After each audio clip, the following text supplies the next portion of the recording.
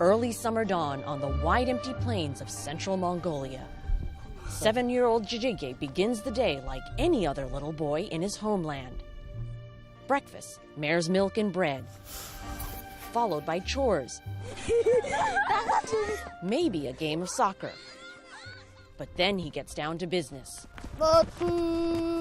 preparing for a rite of passage, one that almost every boy from the countryside looks for, the ultimate test of a Mongol's courage, endurance, and skill. A horse race. I like going fast, Jijige tells us. It's exciting. As we watch from the sidelines, dozens of boys aged 7 to 11 take a practice run across the Mongolian steppe for several miles, closely followed by their trainers in jeeps. But although he spent nearly half his young life on horseback, Jijige struggles to control his horse and strays off course.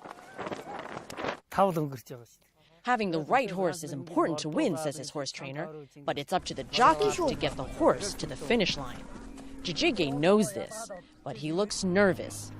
In a country where the horse is the national symbol, he'll be competing for the first time in the biggest race of the year at Naadam.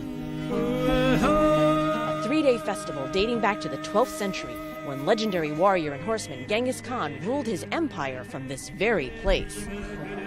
On the big day, Jijige seems more relaxed.